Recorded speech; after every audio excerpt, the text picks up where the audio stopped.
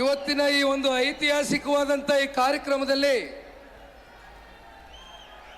ಜನತಾ ಸಮಾವೇಶ ವಿಶೇಷವಾಗಿ ಇವತ್ತು ಹಾಸನ ಜಿಲ್ಲೆಯಿಂದ 25ನೇ ವರ್ಷದ ರಜೋತ್ಸವ ಮಹೋತ್ಸವ ಬೆಳ್ಳಿ ಹಬ್ಬದ ಈ ಶುಭ ಸಂದರ್ಭದಂದು ಈ ಕಾರ್ಯಕ್ರಮ ಇವತ್ತು ನಮ್ಮ ಮಾತೃ ಜಿಲ್ಲೆ ಆಗಿರ್ತಕ್ಕಂಥ ಹಾಸನ ಜಿಲ್ಲೆಯಲ್ಲಿ ಏನು ಪ್ರಾರಂಭ ಆಗ್ತಾ ಇದೆ. ಈ ವೇದಿಕೆ ಮೇಲೆ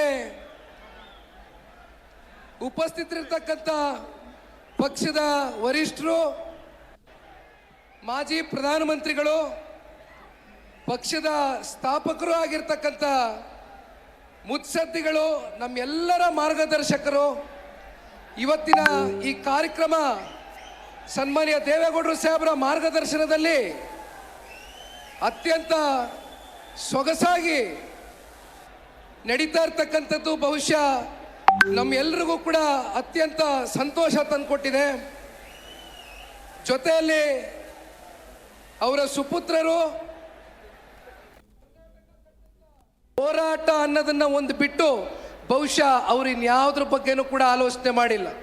ಯಾವತ್ತಿಗೂ ಕೂಡ ಅಧಿಕಾರವನ್ನು ಅಂಟ್ಕೊಂಡು ಕೂತ್ಕೊಳ್ತಕ್ಕಂಥ ವ್ಯಕ್ತಿ ಅಲ್ಲ ಅಂತಕ್ಕಂಥದ್ದನ್ನ ಅನೇಕ ಸಂದರ್ಭದಲ್ಲಿ ಸಾಬೀತು ಮಾಡಿದ್ದಾರೆ. ಬಹುಶಃ ಅವರ ಒಂದು ಮಾರ್ಗದರ್ಶನದಲ್ಲಿ ನಾವೇನು ಇತ್ತೀಚಿನ ದಿನಗಳಲ್ಲಿ ಹೋರಾಟಗಳನ್ನ ಕೈಗೆತ್ಕೊಂಡಿದ್ದೇವೆ. ಇವತ್ತಿನ ಹೋರಾಟಗಳನ್ನ ನಾವು ನೋಡ್ಬೋದು. ಸುಮ್ಮನೆ ಬಂದು ಭಾಷಣ ಮಾಡ್ತಕ್ಕಂಥದ್ದು, 10 ನಿಮಿಷ ವೇದಿಕೆ ಮೇಲೆ ನಿಂತು ಹೋಗ್ತಕ್ಕಂಥದ್ದನ್ನ ನಾವು ನೋಡ್ತೇವೆ. ಆದರೆ ಅವತ್ತಿನ ಹೋರಾಟಗಳು ಯಾವ ರೀತಿ ಇತ್ತು ಅಂದರೆ ಅದನ್ನು ತಾರ್ಕಿಕ ಅಂತ್ಯಕ್ಕೆ ತಗೊಂಡು ಹೋಗ್ತಕ್ಕಂಥ ಒಂದು ಮೂಲ ಗುರಿಯನ್ನು ಇಟ್ಕೊಂಡು ಸನ್ಮಾನ್ಯ ದೇವೇಗೌಡರು ಸಾಹೇಬರು ಜೀವನ ಪರ್ಯಂತ ಹೋರಾಟವನ್ನು ಮಾಡ್ಕೊಂಬಂದಿದ್ದಾರೆ. ಬಹುಶಃ ಹೋರಾಟದ ಪ್ರತಿಫಲವೇ ಇವತ್ತು ಈ ಜನತಾದಳ ಪಕ್ಷ ಕರ್ನಾಟಕ ರಾಜ್ಯದಲ್ಲಿ 25 ವರ್ಷಗಳ ಕಾಲ ನಿಮ್ಮಂಥ ಪುಣ್ಯಾತ್ಮ ತಂದೆ ತಾಯಂದಿರುಗಳು, ವಿಶೇಷವಾಗಿ ಮತ್ತೆ ಒತ್ತಿ ಹೇಳ್ತೀನಿ, ಪಕ್ಷದ ನಿಷ್ಠಾವಂತ ಕಾರ್ಯಕರ್ತ ಬಂಧುಗಳು ನಿಸ್ವಾರ್ಥವಾಗಿ ಇವತ್ತು ಈ ಪಕ್ಷಕ್ಕೆ ಸೇವೆಯನ್ನು ಸಲ್ಲಿಸಿದ್ದೀರಿ. ಬಹುಶಃ ಈ ವರ್ಷ ಕಾರ್ಯಕರ್ತರ ಚುನಾವಣೆ ಇದೆ.